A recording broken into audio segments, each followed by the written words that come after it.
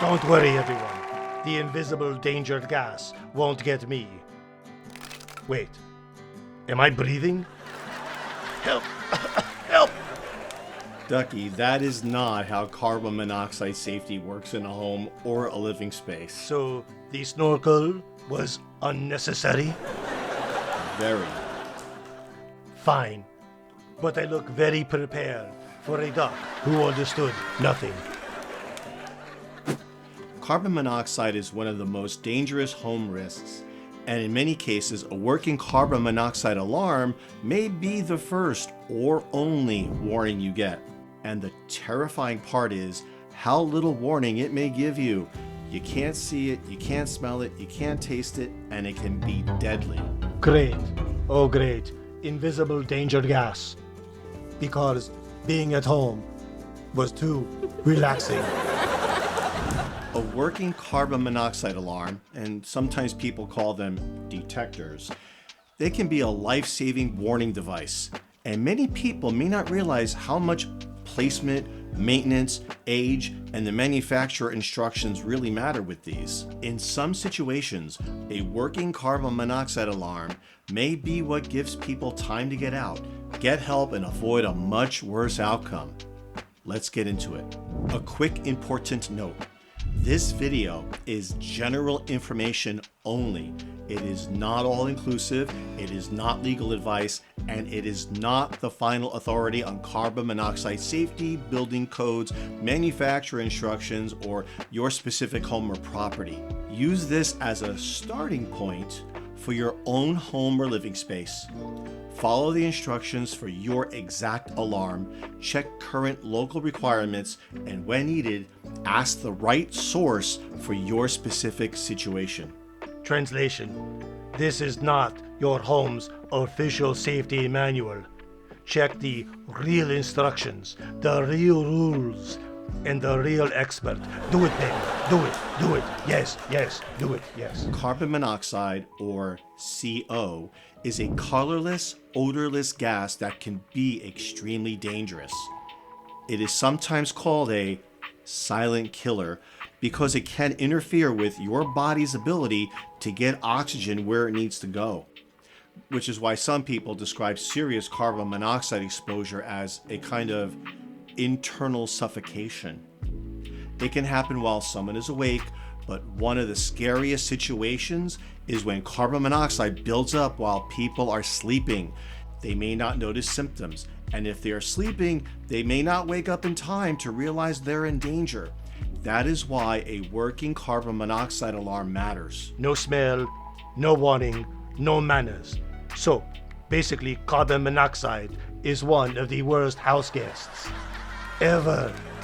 Symptoms could sometimes look like other things: headaches, dizziness, weakness, nausea, confusion, chest pain, shortness of breath, or maybe even flu-like symptoms.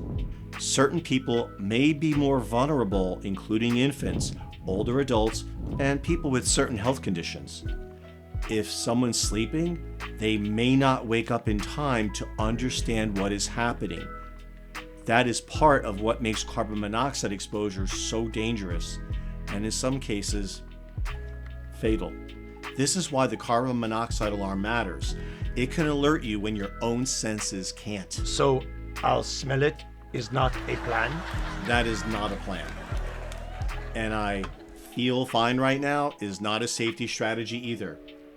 But once you understand why carbon monoxide alarms matter, the next question is where the risk could come from in the first place. Now, you may be thinking, okay, but what if my home is mostly electric? That's a good question. But the better question is, where could carbon monoxide possibly come from in or around this specific home or property? So the house can still have mystery gas potential, even if the stove is innocent. Depending on the property, maybe. Carbon monoxide can come from fuel-burning appliances and equipment. Things like furnaces, water heaters, fireplaces, chimneys, vents, gas ranges, generators, attached garages, and anything else involving fuel, exhaust, or combustion. And depending on the property, the situation may be different.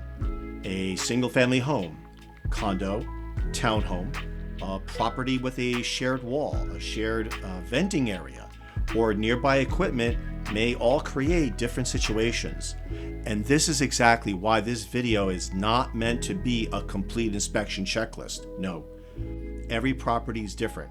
So use this video to start thinking about it, but verify the details for your own property. Due diligence, very responsible. Yes, baby. Yes, yes, yes. A carbon monoxide alarm is important, but it's not the whole plan. You do not want an alarm to give you a false sense of security. A safer approach usually has two parts. First, reduce the chance of carbon monoxide becoming a problem in the first place. Second, have working carbon monoxide alarms that may alert you if something goes wrong. That means fuel burning appliances and equipment should be installed, used, and maintained properly. And remember, this is not a do-it-yourself repair tutorial. If something involves gas, venting, electrical work, mechanical systems, combustion, exhaust, or a possible safety issue, that is where the right source for your specific situation matters. Confidence is not substitute for competence. That's deep. So is the trouble that starts with the mistake when guessing feels cheaper than calling the right person. So now we know why carbon monoxide matters, and we know where some of the risks may come from.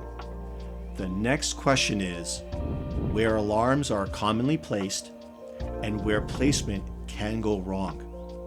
Once you understand that a risk may exist, the next question becomes, where should alarms go?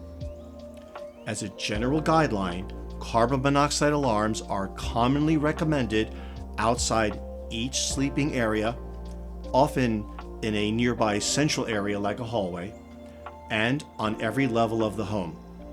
Depending on the property, you may also need to think about areas near fuel burning appliances, utility areas, basements, bedrooms with fuel burning equipment, or access points from attached garages. And before we go any further, let me define what I mean throughout this video when I say ask the right source. For the specific alarm, follow the manufacturer's instructions.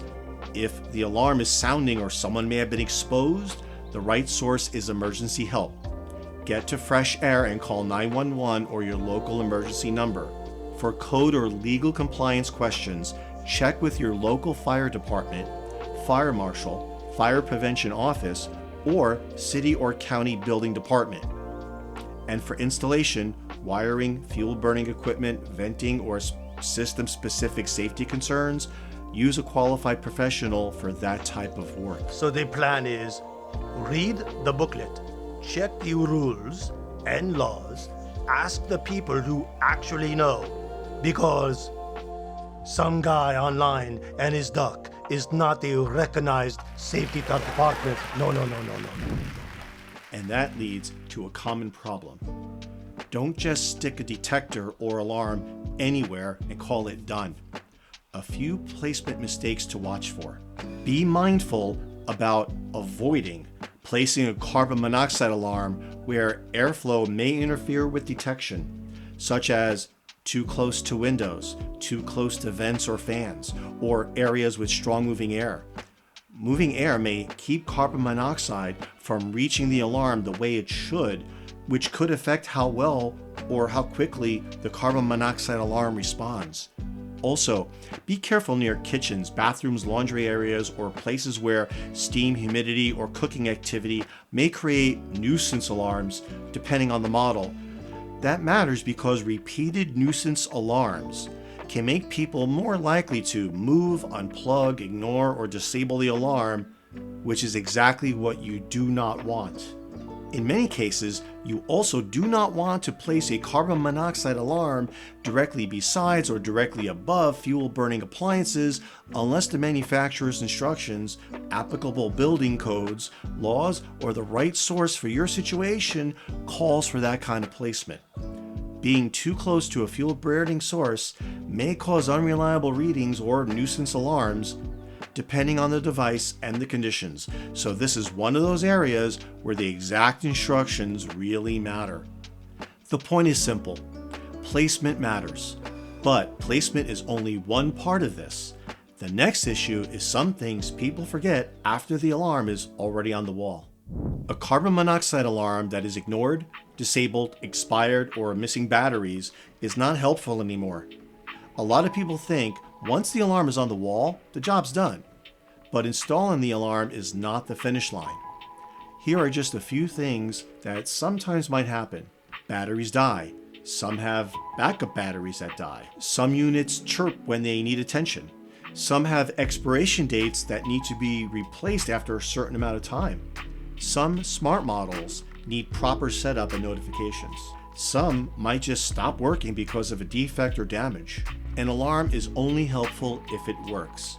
So, test it as recommended by the manufacturer, check batteries as recommended, check the age of the unit, replace the unit when the manufacturer says it has reached the end of its useful life, and if you want to be extra organized, set a reminder on your phone to check both carbon monoxide alarms and smoke alarms. A broken, defective, or deactivated alarm is just bad decoration. Now, let's talk about the chirp. Because many people have had this happen at some point. It's 2:13 a.m. in the morning. The house is quiet. And suddenly, you wait. Nothing. Then, and now everyone at home or in the living space is awake, irritated, and trying to find the one alarm that sounds like it's hiding inside the wall. It's always hiding, like a tiny, angry cricket. But here's the serious part. Don't just remove the battery or unplug the device and forget about it. A carbon monoxide alarm can make different sounds for different reasons. A quick chirp or a repeating beep pattern may mean different things depending on the exact device. So, don't guess. Check the manual, label, or the manufacturer for guidance for your specific model. And if it's a full alarm sound, not just a low chirp, treat it seriously, which leads to the next and most urgent point. You're in bed at night watching one of my YouTube videos when suddenly... Now, sometimes people wonder, what if it's a false alarm? And I understand that thought. Maybe the alarm is old, maybe it's gone off before, maybe no one feels sick. But carbon monoxide is not something I would suggest casually guessing about. If an alarm is triggered, treat it seriously first every time. After that, if it turns out the unit was malfunctioning or expired, you can replace the unit and correct the issue according to the manufacturer's instructions. But don't make that decision while you're still inside the home or living space. So, safety first and detective work second. Agreed. Get everyone out of the home or living space immediately and move to fresh air. Outside. Call 911 or your local emergency number right away and let the appropriate emergency responders or safety professionals evaluate the situation. Seek medical attention if anyone may have symptoms or may have been exposed. Do not go back inside until the home, unit, or building area has been checked and cleared. And do not try to troubleshoot a possible carbon monoxide emergency while standing inside the house. Don't do it. So, no YouTube search while slowly getting poisoned. Correct. That is not the time for do-it-yourself detective work. Your first job is not to figure out the source. Your first job is to get people and pets to safety and let the appropriate emergency responders or safety professionals handle it. This is not the time to say, yeah, I've got this. Wait right here. I'll be right back. Here's the real estate side of this. This also matters if you're buying, selling, renting, or managing a property. For buyers, Carbon monoxide alarms are one more thing to pay attention to during your due diligence period, home inspection process, and walkthroughs. For sellers, smoke and carbon monoxide alarms may come up as part of preparing the home. Maybe in inspections, maybe during review of local requirements, possibly during a transaction. Maybe the lender or appraisal related items might have a problem, or maybe during the final walkthrough with concerns, depending on the property and situation. For landlords or property managers, requirements may be different or more specific depending on the property type, occupancy, and local rules. On that note, safety can connect to selling too. Smoke and carbon monoxide alarms are not the glamorous part of getting a property ready for sale. They don't usually make buyers say, "Wow, look at that alarm, it's amazing." Usually they're quiet background details. But if smoke or carbon monoxide alarms are missing, expired, disabled, not working properly, or in the wrong place, they can sometimes create questions during a sale. And depending on the property, they can become one of those small issues that creates unnecessary friction if nobody thinks about it early. So, when you're getting a property ready for sale, it is usually smart to think beyond paint, staging photos, and curb appeal. At the end of the day, carbon monoxide alarms are one of those home safety details that are easy to forget because they're not exciting.